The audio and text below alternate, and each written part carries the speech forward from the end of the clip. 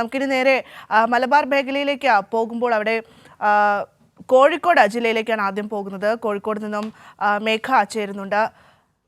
മേഘ, കോഴിക്കോട് വലിയ രീതിയിലുള്ള കൃഷിനാശമൊക്കെ റിപ്പോർട്ട് ചെയ്യുന്നുണ്ട്. എങ്ങനെയാണ് അത്തരത്തിലുള്ള സംഭവങ്ങൾ?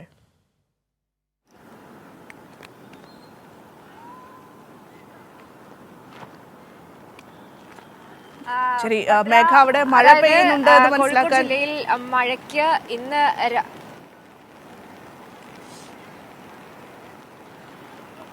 അതെ, കോഴിക്കോട് നഗരത്തിൽ മഴ മാറി നിൽക്കുന്ന ഒരു സാഹചര്യമാണ് രാവിലെ മുതൽ ഉണ്ടായിരുന്നത്. എന്നാൽ ഇപ്പോൾ മഴ വീണ്ടും പെയ്യുന്നു. കോഴിക്കോട് ഇന്നലെ രാത്രി മുതൽ നഗരമേഖലകളിലും ഗ്രാമീണ പ്രദേശങ്ങളിലൊക്കെ തന്നെയും അതിശക്തമായ മഴയാണ് അനുഭവപ്പെട്ടത്. ജില്ലാ ഭരണകൂടം മഴക്കെടുതികളെ നേരിടാനുള്ള എല്ലാ മുൻകരുതൽ നടപടികളും നിലവിൽ സ്വീകരിക്കുകയും ചെയ്തിട്ടുണ്ട്. മലയോര മേഖലയിലാണ് ഇപ്പോൾ വലിയ തരത്തിലുള്ള കൃഷിനാശം ഉണ്ടായിരിക്കുന്നത്. നേരത്തെ കാരശ്ശേരി പഞ്ചായത്തിലാണ് ഒരു സുബിൻ എന്നൊരു കർഷകന്റെ 300-ലധികം വാഴകൾ ഈ കനത്ത കാറ്റിൽ നിലം പൊത്തിയത്.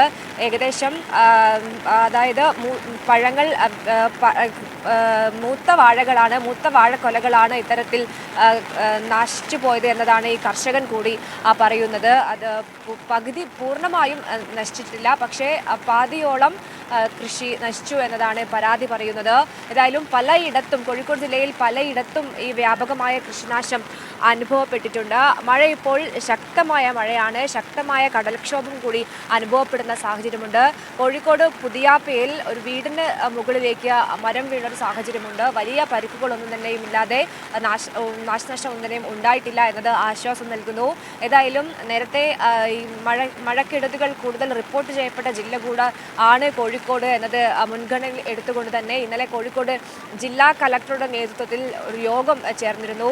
സൈനിക ഉദ്യോഗസ്ഥരെ കൂടി ഉൾപ്പെടുത്തിയാണ് യോഗം നടന്നത്. അതായത് ദുരന്ത നിവാരണത്തിനായി അടിയന്തര ഘട്ടങ്ങളിൽ സൈനികരെ കൂടെ ഉൾപ്പെടുത്താം എന്നത് തീരുമാനം എടുത്തുകൊണ്ടാണ് ഇത്തരത്തിലൊരു യോഗം ഇന്നലെ വിളിച്ചു.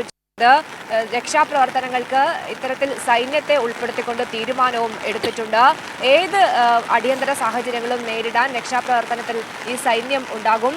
അതിനു പിന്നാലെ പലതരത്തിലുള്ള നിയന്ത്രണങ്ങൾ ഇന്നലെ തന്നെ പുറപ്പെടുവിപ്പിച്ചിരുന്നു. കാരണം മഴ ശക്തിയാവാനുള്ള ഒരു സാഹചര്യമാണ് മുൻപിൽ ഉള്ളത്. അതുകൊണ്ട് തന്നെ വിനോദസഞ്ചാര മേഖലകൾ, ജലാശയങ്ങൾ, ബീച്ച് അത്തരം ഇടങ്ങളിലേക്ക്, വെള്ളക്കെട്ട് അങ്ങനെയുള്ള ഇടങ്ങളിലേക്കൊക്കെ തന്നെയും നിരോധനം ഏർപ്പെടുത്തിയിട്ടുണ്ട്.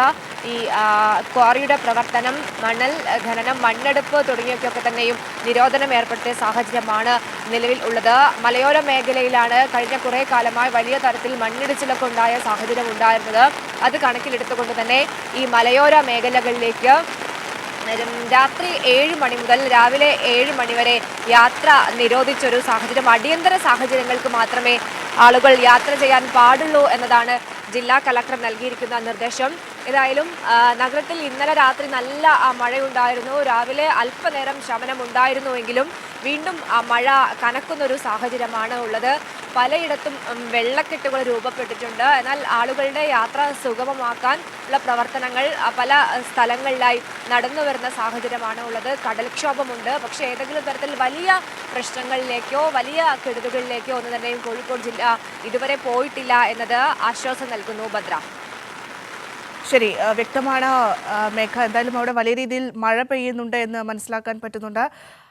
മേഘ, നേരത്തെ മേഘ സൂചിപ്പിച്ചതുപോലെ തന്നെ ഈ കൃഷിനാശം എന്ന് പറയുന്നത് നമുക്കറിയാം, ഈ ഓണവിപണിയൊക്കെ ലക്ഷ്യമിട്ടുകൊണ്ടായിരിക്കും പല കർഷകരും വാഴകൃഷിയൊക്കെ നടത്തുന്നത്. അവർക്ക് വലിയ രീതിയിലുള്ള ഒരു തിരിച്ചടി എന്നാണ് ഇപ്പോൾ മനസ്സിലാക്കാൻ പറ്റുന്നത്. നേരത്തെ ആ സുബിൻ്റെ വാർത്തയൊക്കെ പറഞ്ഞിരുന്നു മേഘ. 300ഓളം വാഴകളാണ്, അതും മൂപ്പെത്താറായിട്ടുള്ള കായൊക്കെ ആയിരുന്നു ഉണ്ടായിരുന്നത് എന്ന് പറയുന്നുണ്ട്. അത്തരത്തിലുള്ള കൃഷിനാശമൊക്കെയാണ് ഉണ്ടായിട്ടുള്ളത്.